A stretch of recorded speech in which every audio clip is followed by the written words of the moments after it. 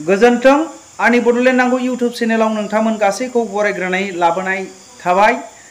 आरो आंनि भिडिअखौ अनसायनायनि थाखाय नोंथांमोनखौ खौथि खौथि गोजोननायखौ आं जासिग्रोनाय थाबावबाय। आरो बे समाव आं नोंथांमोननि गेजेराव लाबोदों PTCA नि आफादगिरि पारमेनास नार्जारी जे उदयाचल बिग्रा हानजानि बिथांमोनहा दिनैहाय मा खेंफोरथि होदों, बड'लेण्डनि सायाव मा बुंदों बेखौ बिथांमोनहा दिनैहाय खेंफोरथि होबाय। गावसोरनि जे उदयाचल बिनायखौ दोनथ'नाय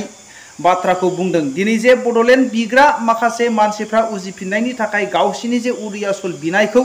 दिनै बिथांमोनहा दोनथ'नो गोनां जादों। दिनै बिथाङा जे बाथ्रा बुंबाय थादों 1956 एक्ट जे आयेननि बाथ्राखौ लानानै दिनै मोनसे हारिया दिनैहाय रायजो मोननायनि खुनु मोनसे हारिनो पार्सनेलिटी होनायनि मोनसे माबा गैया होननानै दिनै पारमेनास नार्जारी बिथाङा बुंगासिनो दङ। आङो सानो बिथांमोनहा माखासे स्टाडि खालामबावनांगौ आरो बिथाङा थिगखौनो खालामदों। आङो सानो जे बिथांमोनहा दिनैहाय PTCA खौ दोनथ'दोंब्लाबो दिनै जे बड'लेण्ड बिनायावहाय माखासे ओंखारोब्ला हामगौ आरो सापर्ट खालामोब्ला हामगौ आङो सानो। नाथाय जोङो दिनैहाय मिथिनो मोनो रायजो राजाफोर गोबां जोंनि उदांस्रिनि उनावबो गोबां रायजो जानायखौ जोङो नुदों। जेब्लानाखि उदांस्रि जायोमोन बे समावहाय गासै 14थाल' रायजो दङमोन, 14था 14थाल' रायजो दंमोन। बिनि उनावहाय जायै जायै जोङो दिनैहाय 29 बेखौ जोङो मोननो हायो आरो इउनियन टेरिटरि हिसाबैहाय गासै 2 दङ हिसाबै जों मिथिनो हायो। रायजो राजाफोर गासै बांसिनानो स्टेटआ 1950 आवहाय जोङो जानायखौ मोननो हायो। जेरै उत्तर प्रदेशआबो 1950 आवसो जादों, बिहाराबो 1950, आसाम 1950, उरिष्या 1950 बेयावसो जानायखौ जोङो मोननो हादों। आरो दिनैहाय मोनसे जाथिनि उनाव मुङावहाय मोना होननाय दिनैहाय जोङो मिथिनो मोनो 1963 1967 मायथाइयाव जे नागालेण्ड नागानि मुङै मोनसे लेन्ड जानायखौ जोङो मिथिनो मोनो। आरो पान्जाबनि थाखाय मोनसे हारिनि थाखाय मोनसे 1966 आवसो जोङो जानायखौ जोङो नुनो मोनदों। आरो मणिपुर जातिनि थाखायहाय मणिपुर लेन्डनि थाखाय 1972 1972 बे मायथाइयाव मोनदों। आरो मेघालया 1973 बेवहाय मोनदों। जेरै त्रिपुरियाफोरनि थाखाय त्रिपुरा 1973, सिक्किमियासफोरनि थाखाय 1975 बेवहाय मोनदों। आरो मिज'रामा 1987 आव मोनदों रायजो राजाफोर। आरो अरुणाचलाबो मोनसे हारिनि थाखाय नाम नङा 1987 अरुणाचला मोनसे अरुणाचल जे मिज'फोरनि मोनसे राव हिसाबै दिनै अरुणाचल ओंखारनाय सान जेरै बे उदयाचल बे बाथ्राखौ लानानै अरुणाचल आरो उदयाचल बे मोननै माबाखौ लानानै मोनसे सोदोबानो रायजो राजाफोर। दिनैहाय जोङो 2014 आवबो मोनसे जोङो तेलेंगाना जानायखौ नुदों। दिनै पारमेनास नार्जारी बिथांनि बुंनाय बायदिब्ला जोङो बर'नि मुङावहाय बड'लेण्ड मोननायनि क्राइटेरिया गैया बा इन्डियान एक्टआवनो दिनैहाय 1956 नि एक्टआव गैया होननानै बिथाङा बुंदों। नाथाय जोङो मोनदों सिक्किमा 1975 आव जादों, मिज'रामा 1987 1987 आरो हिमाचलफोरनि थाखाय मोनसे हारिनि थाखाय 1970 याव जादों। आरो पान्जाब मोनसे हारिनि थाखाय पान्जाबिफोरनि थाखाय 1966 आवहाय जों जानायखौ जोङो नुनो मोनदों। रायजो राजाफोर बिथांमोनहा दिनैहाय दोनथ'नायानो गाहाम। मानो होनोब्ला सिगांबो जोङो मिथिनो मोनो जे समाव बड'फा उपेन्द्र नाथ ब्रह्म दैदेननाय समावहाय आरो माखासे PTCA मोननैनि गेजेरजोंहाय क्लेश जानायनि गेजेरजोंहाय गोबांथार बर'नि सुबुंफ्रा गावजों गाव बुथारलायनाय, सोरबाया रमान स्ट्रिक बिनाय आरो सोरबाया देबनागिरि बिनाय, बेयावनो गोबां मानसिफोर थैनो गोनां जादों। नाथाय जोङो दा गुबुन हारिजोंबो थैनांगौ जोङो खुनु प्रयजन गैला, दा मेलेमनि खोथा। बेनि थाखायनो जुदि 19 जे फैगोन जे जोङो 2024 नि उनाव जे थांखि लादों 2024 मायथाइनि जे उनाव जे थांखि लादों गासै 50था स्टेट, बेवहाय जोङो थांखिखौ नोजोर लाखिनानै जोङो थाबायनाया जोङो खौसेथि जानानै थाबायनाया गोनांथि होननानै आङो सानो। रायजो राजाफोर दिनै पारमेनास नार्जारी मोनहा दोनथ'नायानो मोजां होननानै आङो सानो। आरो बिथाङा मा बुंनो हास्थायदों दिनै बिथांनि भिडिअ क्लिपखौ आङो नोंथांमोननि गेजेराव लाबोनो सानदों। नाथाय जोङो मोनो मानो होनोब्ला जोङो लामा जाखाबाय रायजो राजाफोर मानो होनोब्ला जोङो दिनैहाय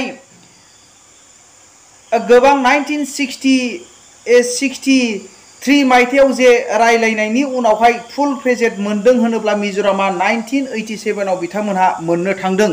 दिनै जोङो मोनो बड'लेण्डआ जानायखौ जोङो नुदों जोंहा दिनैहाय गासै जोङो दिनै 60% आव दावगोखानानै दङ होननानै आङो सानो दिनै जोंनि बर' language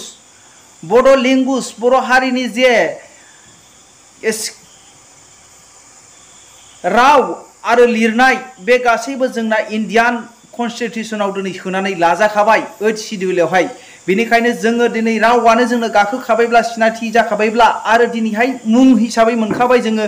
Bodoland territory council Bodoland बर'नि थाखाय मोनसे टेरिटरि काउन्सिल बेबायदिनो गोबां जे जोङो बुंदों नागालेण्डआ जेरैहाय 1956 आवहाय बिथांमोना सावरायनायनि गेजेरजों मोनसे एग्रीमेन्ट दङमोन 1956 आवहाय नागालेण्डआ फुल प्रेजेन्ट जादों होनोब्ला 1963 आवसो बिथांमोना फुल प्रेजेन्ट मोनसे स्टेट आसाम रायजोनिफ्राय गालांनानै बिथांमोना दिनैहाय 1963 आवहाय जानो गोनां जादों आरो बेबायदिनो मणिपुर बिथांमोना 1972 आवहाय जादों रायजो राजाफोर जोङो दिनैहाय मोननायनि जोङो दिनैहाय 60 खमावनो जोङो 60% आव गाखोखाबाय फुल प्रेजेन्ट खालामनो थाखाय जोङो दिनैहाय 40% ल'सो नांसै आरो जोंना जायगाया उरबावनांगोन बिनि थाखायनो जोङो बे खाबुआनो बिनिखायनो आङो बे भिडिअनि गेजेरजों माखासे उदयाचल बिग्रा PTCनि मानसिफोरखौबो आङो बड'लेण्डनि जानानै बिथांमोनखौ खावलायहरबाय बिथांमोनहा बिथांमोनहा गावसोरबो बुजिनो गोरों गासिबो इडुकेटेड मानसियानोखा थांखिया बेनो जुदि जोङो गासैबो जुदि बुङोब्ला जोङो बर'नि मोनसे मुं दोननानैनो बेबायदिनो जोङो जुदि इन्डियाना मोनसे नामखौ सोलायनानै लाबोदो अब्ला नोंसोर सेपारेट स्टेट मोनगोन होननानै बुङोब्ला लास्टखौ जोङो सावरायनायनि गेजेरजों बेखौ सोलायहैनो हायो नाथाय आंनि बायदिब्ला रायजो राजाफोर जोङो लेन्डखौ मोनथारगोन बड'लेण्डखौ मानो होनोब्ला जोंनि बड'लेण्ड टेरिटरि काउन्सिल बड'लेण्ड बे नामखौ जोङो दिनैहाय मोनबोखाबाय गनायथि जाबाय मोनो रायजो राजाफोर आरो मोनसे बाथ्राखौ बुंदों 5000सो मानसि दङ बिसोरनोबो होनांगौ होननानै दिनै मोनसे जे जोङो स्टेट जानोब्ला इन्डियानाव मोनसे क्राइटेरिया दङ खमावबो जोङो गोबां मानसि जानांगोन दिनैहाय बिसि गोबाव जोंनि इन्डियानावहाय बिसोर हाबनानै दङ बिसोरबो उनावहाय जुदि गोबाव जायोब्ला बिसोराबो मोनसे जुदि क्राइटेरियाया फैयोब्ला बैसोआ जायोब्ला जेरै सासे मानसिया हाबा जानो 18 बोसोर आरो 21 बोसोर बिनि गेजेरावहाय जानो गोनां अब्लासो सासे मानसिया दिनैहाय हाबा जानो मोनो होननानै इन्डियान कन्स्टिटिउसना जोंखौ फोरोंबाय बेबायदिनो गुबुन रायजोनिफ्राय फैयोब्लाबो जुदि बिथांमोनहा दिनैहाय गोबाव बोसोर जाबायब्ला इन्डियाननि कन्स्टिटिउसनाव जुदि सोजानानै लानाय जे सासे जेरैखम 18 बोसोर जायाब्ला जेरैहाय सासे मानसिखौहाय भटाराव दैखोआ बेबायदिनो मोननायनि क्राइटेरिया जुदि बिथांमोनहा जुदि बैसोआ गोबाव जायोब्ला बिसोरो 5000 बाबो मोननायनि मोनथाय दङ नाथाय बिसोरो दिनै बिसि गोबाव जादों बेसो दिनै मोनसे बाथ्रा आरो दिनैहाय 5000 मानसिजों सासे MLA बोरै गेलेनो आरो सासे MLA निबो बाथ्रा जाया दिनै बिथाङा बे माबाखौहाय पइन्टखौ दैखोदों बियो एक्सेप्टेबल नङा होननानै आङो सानो नाथाय बयबो लैहोर जोङो फैदो रायजो राजाफोर आरो जोंनि बड'लेण्ड बिनाया जाथारगोन आङो सानो बयबो स्टाडि खालाम आङो नोंथांमोनहा दिनै पार्मानेन्ट बिथाङा मा बुंनो हास्थायदों बिनि भिडिअखौ नोंथांमोनहा नायदो दिनैनि खौरांमेल खुंनायनि जाहोनानो जाहैबाय दाखालि जोङो मोनसे इनभाइटेसन मोनदों मोननानै जाय मानसिफ्रा बिथांमोना जोंजोंहाय जगाजग खालामदों आङो बुंदोंमोन जे निश्चयखौ एटेन्ड जागोन नोंथांमोननि बे कनभेन्सनाव होननानै खिन्थु जेब्ला वाट्सएपआव हरदों लेटारखौ आङो बे समाव फरायाखैमोन ओमफ्राय बिनि उनाव जों नायबाय फरायबाय मोजाङैनो नायबाय जोङो जे बे जिनिसा माने मोनसे डिसिसन लाखानायखा बा बड'लेण्ड स्टेट इस्यु डिमान्डनि बिथांमोना कारजकरि अलरेडि फाइनाल खालामजोबखानायखा आरो जायनि जुनै जोङो जोंनि हाउसआव बडिजों सावरायलायनानै बे जिनिसखौ सिन्था खालामबाय जे जोंहाबो थांनाया कुनु माने मिनिं जानाय नङा लाबालाबबो जानाय नङा बा गुरुत्तर मोननाय नङा मानोना जों मोनसे समाव बेबादि हांख्रायबाय थादोंमोन जे 27 जानुवारि 2020 नि उनाव जे फाइनाल कम्प्रिहेन्सिभ सल्युसन जाखांनायनि उनाव बड'लेण्ड स्टेट इस्युआ जे जोंनोथ' रायजोआ बयनोबो नांगौ दाबो जोंनाव सेन्टिमेन्ट दं गासिबो रायजोआ नांगौ दा बिनिखायनो जों मोनसे मिनिंफुल मोनसे टेबल टक गावजों गाव अपिनियन लालायनानै बबे लामा थारमाट बा बड'लेण्ड स्टेट इस्युआ दंबावोना गैमारला बा गैलाब्ला बबे लामाजों थांनो बेबादि जोङो मोनसे कनसाल्टेसन माने टेबल टक अपिनियन सावरायनोसो सानदोंमोन आरो नाथाय बे कनभेनसनावथ' नोङो बड'लेण्ड बिनायनि फाइनाल बिसोर स्टेजाव सहैखाबाय आरो दिल्ली थांनायनि प्रग्रामखौबो खोनायो जायनि जुनै जोङो जोंनि बाथ्राफ्रा बेयाव गुरुत्तर मोनहैनाय होननानै साननानै जोङो बे मिटिंआव एटेन्ड जानायनिफ्राय गोजानाव थानाय जाबाय अब्ला नोंथांमोननि बादिब्ला बड'लेण्डखौ मोनमारनाय नंला होननानै सानो नामा बेफोर बाथ्राखौ बुजिनो प्रथमते आं रायजो राजाफोरखौ खावलायहरग्रोयो नोंथांनि बे कुइसननि एन्सार होनायनि सिगां जे जिनिसखौ गोसो गुरैयै नरमै जों मा होनदों बे जिनिसखौ जुदि सालिजारि खालामनानै नायोबा नोंथांमोना निश्चय बुजिनो हागोन आरो आं दाखालिबो होनबाय थादों संबिधानखौ एसे फराय माने बे संबिधानाव कयेकथा लिंक आप दंलायलायो थोंजों फरायब्लाबो थाल मोननाय नङा ओंखायनो लोगोसे जों बेखौ खावलायहरबाय थादोंमोन जे जोंनि मथेब्लाथ' जे बे बड'लेण्ड स्टेट इस्युआ मोननांगौआ कठिनसै माने असम्भब इम्पसिबल जायनि जुनै जोङो माबा मोनसे अल्टारनेटिभ लामा लानाया साबसिनसै होननानै जोङो बुंबाय थादोंमोन संबिधानिक मथे बाथ्राया जाहैबाय नोंथांमोना मिथिगौ नेगोसिएसनाव रायलायना माबा टेबल टक जालायनांगौ अपिनियनखौ बयनिखौबो खोनासंलायनांगौ संबिधानिक जानांगौ नोंनि संबिधानाव बड'लेण्ड मोननाय दंबाथ' बि जोंहा आपत्ति गैया गैयाब्ला मोनैनि जुनैनो फाइनाल कम्प्रिहेन्सिभ सल्युसनखौ होननानै लिरना हरदों खिन्थु रायजोआ दाबो मोनो जों संबिधानखौ फल' खालामनांगोन थारमाने इन जेनेरेल मुङै जानांगोन नमेनक्लेचारा बयबो जाति भाषाया नोंनो एक्सेप्ट खालामनो हानायनि सापज उदयाचला जागारबाय रायजो नोंनाथ' गोमायाना आइडेन्टिटियाथ' दंना बड'लेण्डनि नामै ना दिनैनि दिनाव आइडेन्टिटिया जोब्बाय आसामनि सिङाव बिटिआर बिटिसि आइडेन्टिटिया जोब्बाय जोंनिया जोबाखै होमब्ला उदयाचल जाब्ला माखौ गिदिर जोंथ' आरो जेसेबां नांगौ हरजोबगोनसो न' गासिबो लाजोब डिपार्टमेन्टखौनो सालायजोब बहाय गिनांगौ खोथा गैया बेखायनो जोङो होनगासिनो दं रायलायनांगौ दं बे उदाहरनखौबो जुदियाबा हयथ' आंथ' सानबाय बुजायनो हानाय नंला गाबोन जुदि लिंहरोबा उदयाचल स्टेट लांदो नोंनि बड'लेण्डजोंथ' मोना हयथ' नोङो आर्टिकेल 244 यावथ' बेबायदि भाषा लिरनाय गैया बे गथाय एसटिपिनि जुनैसो होनाय जादों बेयाव हारसिंल' नोङो बर'नि नामै दिदियक बाखि बेलाखौ साइलम होनना जानाय नङा संबिधानाथ' नोंखौ एलाउ होआ जायनि जुनै जोंनि डिमान्डआ गोबाव बोसोरनिफ्राय फैनानै 27 जानुवारि 2020 आव फाइनाल होननाय मोनसे जोंनि एकर्ड खालामना हरदों जेन' बुजियो नुयो गुबुन लामाजों फैयो दाबोथ' बड'लेण्डआ बिगासिनो दं ओमफ्राय रायजो राजाफोरनि सिगाङाव नोंथाङा मा फोरमायनो बड'लेण्ड बिनायजों थांनो ना उदयाचल बिनायजों थांनो रायजो राजाफोरनि सिगाङाव मोनसे स्रा खोथा बुङोबा मोजां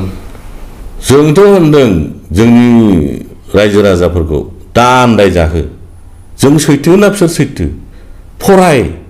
लिंक आपखौ बुजि संबिधानखौ एसे नाय नोङाला चाइनाजों थांब्लाबो दिल्ली मोनो होननाय बाथ्राया आं दाखालि बेजोंथ' मोनैया गिदिंनानै बावनो सफैफिनगोन नों चाइनायावनो गल सोनाबहा थांब्लासो मोनगोन नोङो दिल्लीखौ बे आरो जोङो मोनसे खोथा दिनैहाय रायजो राजाफोरनावहाय मोनसे खोथाखौ जोङो प्रसार खालामनो सानबाय जे जोङो नानानथा जायगा गिदिंबाय पिटिसिनि जानानै उदयाचलनि सोमोन्दै मानोना रायजोआ नांगौ नालाय जोंनोबो लामाथ' नागिरखागोन दा जोङो नायबाय सालिजारि खालामनानै नायबाय जोंबो सानबाय पिटिसि उदयाचलखौ आरो कन्टिनिउ खालामजानाय नंलाया जायनि जुनै जोङो मानोना सिगांनि मा जादों जाया सोरजों मा जादों गोदोथ' क्लेस मोनसे जादों बिराद गोबावनो गोबां मानसि नस्थ' जालायदों दा दिनै आङो प्रसार खालामनो सानबाय PTCA आरो उदयाचलखौ जोङो स्थगित दोनथ'नाय जाबाय बेखौ कन्टिनिउ खालामला आरो लोगोसे जोङो सानदों जोंनि परिबर्ती माबाया जोंनि मेपआ थांगोन दुवार्स बेहाय 18 दुवार्स दङ टोटाल आसाम दुवार्स बेंगल दुवार्स लानानै 18 दुवार्स दङ बेनि परिबर्ते जोङो उदयाचलनि परिबर्ते जोङो दुवार्स ओनसोल माने दुवारांचल बा दुवाराखन्ड बे नामाकरणजों आवगायनो सानबाय लोगोसे जोंहा मोनसे एग्रिमेन्ट दं सेन्सुला एग्रिमेन्ट होनाय बे जों दा दङ जे रायजो जादों बे हाया एक्चुअली भुटाननिसो 1865 आव एग्रिमेन्ट जादों ब्रिटिशजों भुटानजों सेन्सुला एग्रिमेन्ट होनना बुङो बेखौ नोंथांमोना नायनो हागोन बेखौ बे लेखाखौ बेंगल दुवार्स आसाम दुवार्सखौ ब्रिटिशफोरनो होदों बोसोराव 50,000 नि जुनै माने खाजोना माने टेक्स माने नोंथांमोना बेखौ लादो बिनिमयाव जोंनो सालायदो लादो माने सालायदो बिनिमयाव जोंनो खाजोना हिसाबै 50,000 हरदो बे लेखा गासिबो भुटाननि गोजा ओंखायनो जोङो होनदों जोंनि हिस्ट्रि बेकग्राउन्डआ 1865 जोंखौ दुवार्सनि मानसि होननानैसो मिथिजोबगौ जायनि जुनै जुमदार समस्तिबो दङ जोंहा कालिंदुवार समस्ति BTC आव थिग बेबादिनो दुवार्स एलेखा बेयो मथा मथि धनसिरि तिस्तानिफ्राय स्टार्ट जायो धनसिरि रिभार बारलाङो बिराद गिदिर एलेखा दा जों बेखौबो दाबिनो हायो हिस्ट्रि बेकग्राउन्ड दङ जोंहा दा रायजो राजानि सायाव हगार हरबाय बुंनो थाङोब्ला मोनसे रेफारेन्डाम बादि जे दुवारांचलखौ बिनो ना उत्तरा मा होनो दुवाराखन्ड बिनो ना उदयाचलखौ कन्टिनिउ खालामनो ना PTC खौ कन्टिनिउ खालामनो नोंथांमोननि जों माबा कमेन्टफोरखौ नायगोन सोर मा हरो जोङो बुंनो थाङोब्ला रेफारेन्डाम बादि रायजो राजानो हगारबाय मानोना रायजो राजाखौ लाया साराथ' नोङो आन्दलन खालामनो हाया जों हाखरावबो खोलैनो सानाखै जे मा डिसिजन जायो रायजोआ होनोब्ला उदयाचलखौ कन्टिनिउ खालामनांगौ ओहो बेखौ दा खालामसै होनोब्ला जोंबो मानिगोन बिनिथ' अल्टारनेटिभ मेला लामा दंना दुवारांचल जेरखम उत्तरांचल उत्तराखन्ड नामा मोननै थिग बेबायदिनो मोननैबो जानो हागौ उत्तरांचल माबा होनो दुवारांचल दुवाराखन्ड मोनसेया थाबाय नोंने उदयाचल PTCA ओमफ्राय जोङो ओरै नामाकरणखौ लानो नागिरदों दुवारांचल जनमन्च बे नामाकरण जोङो परबर्ती समाव आवगायनो सानदों दाबो फाइनाल जायाखै खिन्थु PTCA उदयाचलखौ जोङो दा स्थगित दोनथ'बाय बे सासपेन्ड जाबाय रायजो राजाया जेब्लासिम बुजिया जोङो रायजो राजाफोरखौ ओरैनो लांनानै हाखराव खोलैनो सानाखै ओंखायनो जों बुंदोंमोन बै दलखौ रायलायग्रो जोंजों रायलायनायाव माखौ गिनांगौ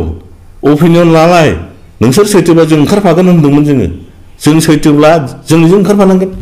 बेयो स्वाभाबिक खोथा दा बेखौ खालामालासेनो दा बड'लेण्ड डिमान्डनिसो दिल्ली प्रग्राम माबा प्रग्रामनो मोनसे माबा जागासिनो दङ मिथिला दा बेयाव थांनाय माने जों सापर्ट हैनाय जों होनदों बिनिखायनो जे मोनसे कनसालटेसन बा नमेनक्लेचारनि सायाव मोनसे टेबल टक अपिनियन सावरायलायनाया जाग्रोनांगौ हाखु दाखु नङा बिनि उनाव आवगायगोन ज' दा बिनिखायनो जोङो एटेन्ड जाहैयाखै आरो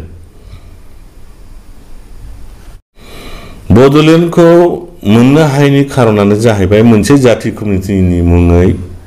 लेन्डखौ मोननो हायैनि मेन खारनानो जाहैबाय 1956 आव नेशनेल सिकिउरिटि इंटेग्रिटीखौ ध्यानाव दोननो थिननायानो जाहैबाय जे देशआबो थानांगौ रायजोआबो जानांगौ दालायाबो जानांगौ फिथाइयाबो गोबां थायनांगौ बिबाराबो गोबां बारनांगौ देशआ मजबुत जानांगौ बाथ्रा जाहैबाय नोंथांमोना मिथिगौ भारताव 2000 नि बारा रिकगनाइज जाथि कमिउनिटिनि मानसि दं बुजिबाय दानिया हमना लादो फिसालानो भारतआ हमना लादो 2000 जन फिसाला दं फिसाला सासेनो जुदि 1 बिघा रानना होब्ला गुबुन फिसालानो रानना होनांगौना होनाङा बेनो मौलिक अधिकार बिफानि सम्पतिखौ आधा बिगानमोन 1 बिगानमोन फवासेमोन बिनि फिसालाफोरा मोनथारनांगौ नङा होमबा जायनि जुनै होनदों आङो जे बड'लेण्ड स्टेटआ जाया मानोना बियो मोनसे जाति कमिउनिटि बिसेसआव संजाति बंशधर गत्रनि मुङै मोनसे लेन्ड बिनाय जाहैदों दा बर'नो बड'लेण्ड होयोबा माखि राभानो होनाङा सावथाल लेन्ड होनाङा मिया लेन्ड होनाङा गार' लेन्ड होनाङा गुरखा लेन्ड होनाङा नों मा होननो हायोखि जोंनोल' होदो बिसोरनो दाहोसैलै नोंथ' होननो हाया संबिधाना एखे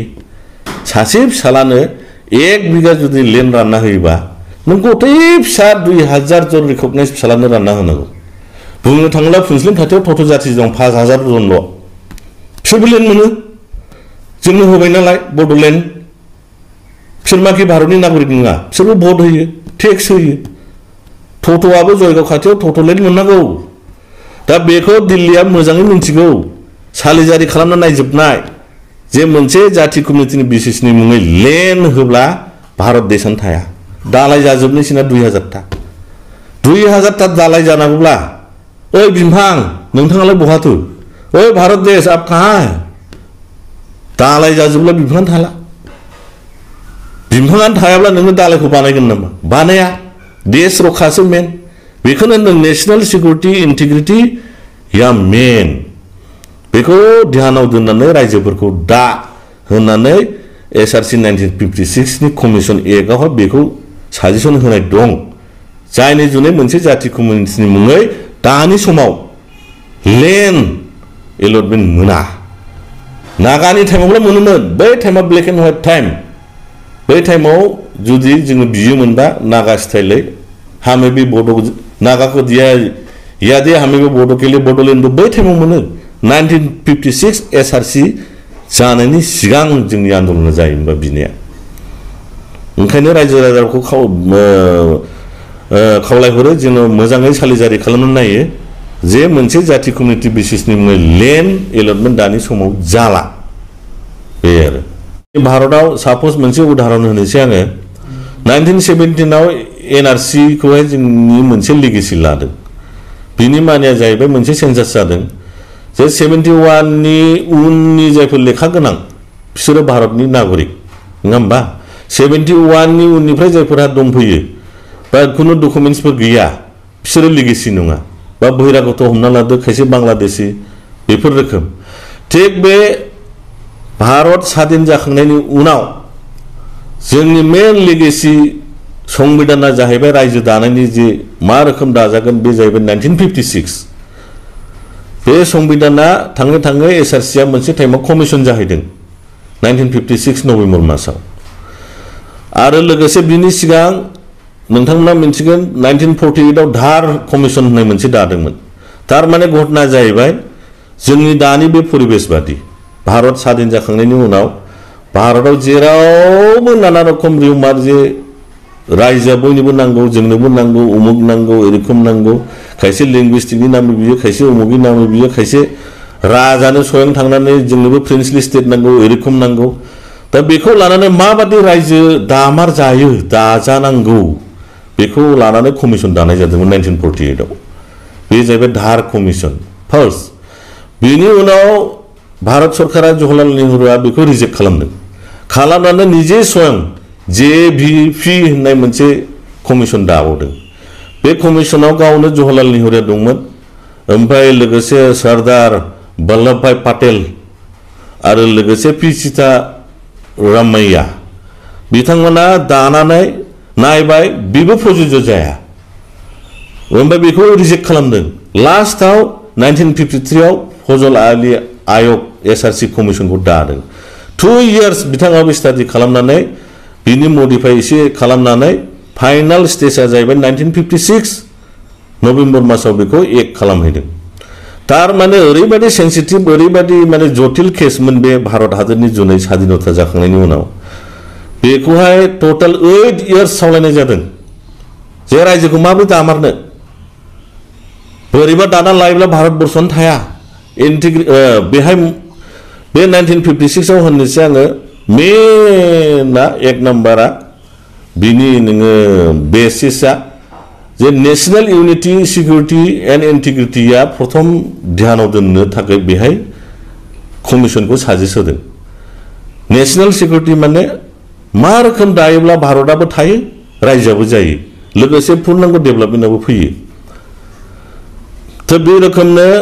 दाबाय दानानै नोंथांमोना नायनो हागोन बेहाय लिंगुइस्टिकनिबो खोथा गारसि बेनि उनाव नभेम्बर मासाव कमिसना मोनसे टाइमाव एक जायासै दा बेनो जाहैबाय जोंनि भारत देशआव मोनसे गोदान रायजो इउनियन टेरिटरि दानायनि मोनसे लेगेसि पइन्ट बादि बा इयार जायफोरनाखि बिनि सिगांनि 1956 नि सिगांनि जायफोर रायजो जादों बा मोनदों बिसोरनाव हयथ' एग्रिमेन्ट थानो हागौ हयथ' बिसोरनाव काउन्सिल मोननाय थाग्रोनो हागौ जिखिनि थाग्रा मानो जेरखम एनआरसि आव सोरनिबा नोङो हानि लेखा बिदों सोरनिबा खाजोना लेखा बिदों सोरनिबा कारेन्ट बिल बिदों बै टाइमाव 1971 नि सिगांनि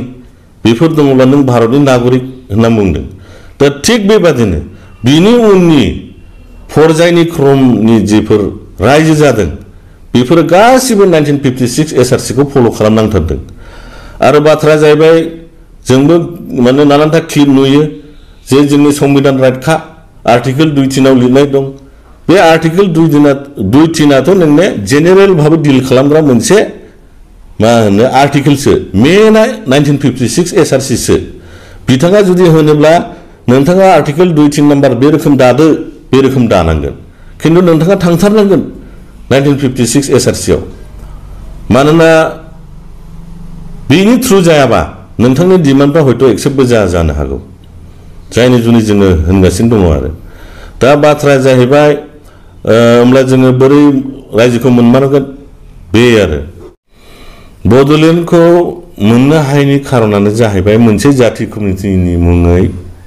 लेन्डखौ मोननो हायैनि मेन खारनानो जाहैबाय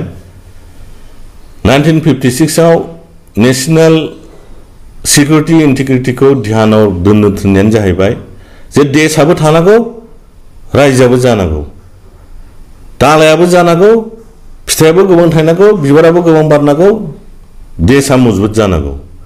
बाथ्राया जाहैबाय नोंथांमोना मिथिगौ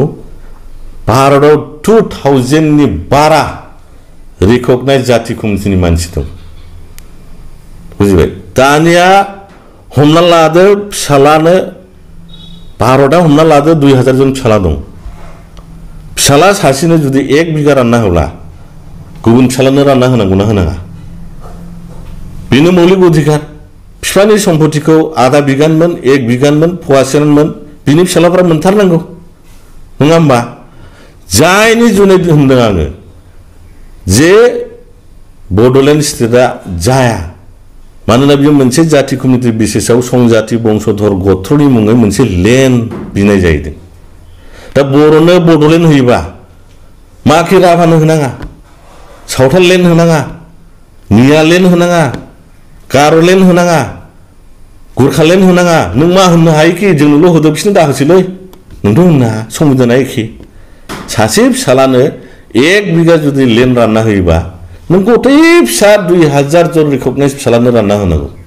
बुंनो थाङोब्ला फुनसिलिं खाथियाव टट' जाथि दं 5000 जनल' बिसोरबो लेन्ड मोनो जोंनो होबाय नालाय बड'लेण्ड बिसोर माखि भारतनि नागरिक नङा बिसोरबो भट होयो टेक्स होयो टट'आबो जयगाव खाथियाव टट' लेन्ड मोननांगौ दा बेखौ दिल्लीया मोजाङै मिन्थिगौ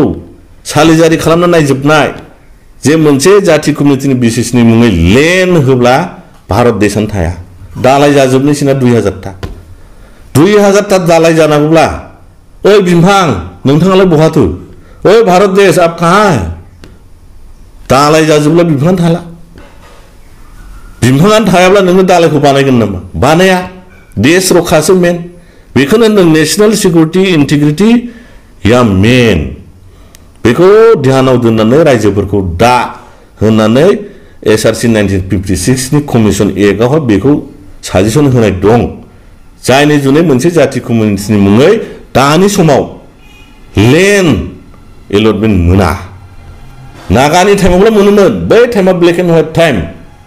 बै टाइमाव जुदि जोङो बियोमोनबा नागा स्टाइलै हमें भी बोडो नागा को दिया याद हमें भी बोडो के लिए बडोलैंड बै टाइमाव मोनो 1956 एसआरसि जानायनि सिगां जोंनि आन्दोलना जायोमोनबा बिनाया ओंखायनो रायजो राजाखौ खावलायहरो जोङो मोजाङै सालिजारि खालामनो नायो।